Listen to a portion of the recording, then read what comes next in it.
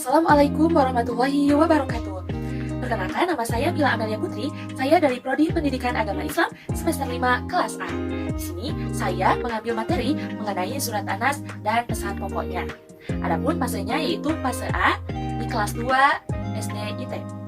Di sini capaian pembelajarannya yaitu siswa mampu melafalkan surat An-Nas dan mampu mengetahui asbabun nuzul surat An-Nas serta mengapa surat An-Nas disebut sebagai surat Al-Mu'awwidhatain. Selain itu, agar siswa mampu mengetahui pesan pokok dalam surat An-Nas. Adapun alur tujuan pembelajarannya, yang pertama yaitu siswa mampu melafalkan surat An-Nas dengan baik dan benar. Yang kedua yaitu siswa mampu mengetahui asbabun nuzul surat An-Nas dan mengapa surat An-Nas disebut sebagai surat Al-Mu'awwidhatain.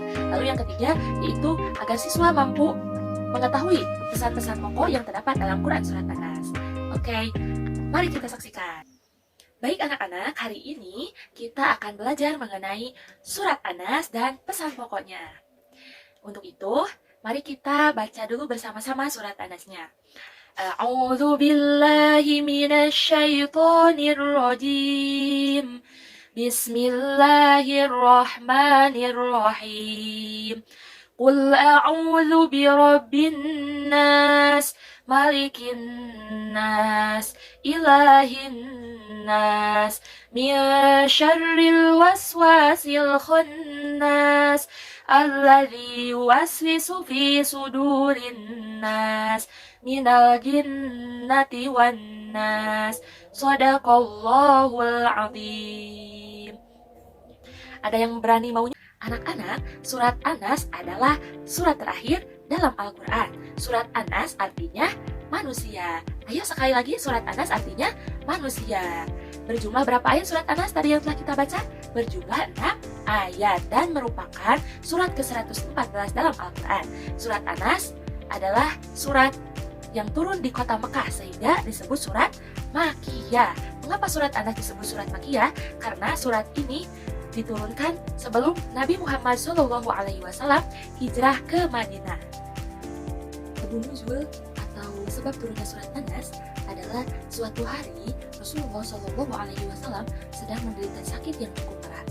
Maka Allah menurunkan 2 malaikat untuk menjemput Rasul.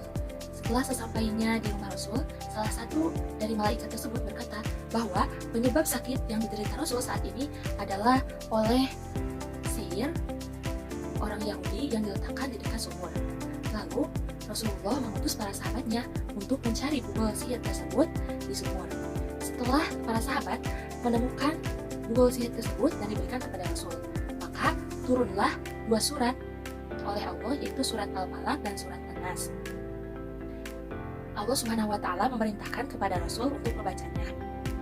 Dan singkat cerita, Rasul membacanya 1 ayat saja yang dibaca oleh Rasul dari ayat tersebut, maka 1 simpul terurai. Atas izin Allah Subhanahu wa Ta'ala, maka akhirnya Rasulullah SAW pun akhirnya terbebas dari sihir tersebut dan juga dari penyakit yang sedang dideritanya. Maka 2 surat tersebut, yaitu surat Al-Falaq dan surat An-Nas, disebut sebagai surat Al-Mu'awwidhatain, yaitu 2 surat penolong. Pun pesan pokok dari Quran surat An-Nas yang pertama yaitu manusia adalah makhluk yang lemah yang senantiasa membutuhkan pertolongan dari Allah Subhanahu wa Ta'ala. Yang kedua yaitu manusia hendaklah meminta pertolongan hanya kepada Allah Subhanahu wa Ta'ala. Yang ketiga, manusia meminta pertolongan kepada Allah dari godaan golongan jin dan manusia. Dan yang keempat, senantiasa membaca surat An-Nas ini setiap hari. Semisalnya yaitu ketika kita sedang mau berangkat ke sekolah ataupun mau tidur. Yuk anak-anak, sekarang kita hafalkan lagu surat An-Nasnya. Allahul kafi, Rabbunal kafi, Qasadnal kafi, Wajadnal kafi, Likuli kafi, Kafanal kafi, Wa ni'mal kafi, Alhamdulillah. Inilah surat An-Nas, artinya manusia.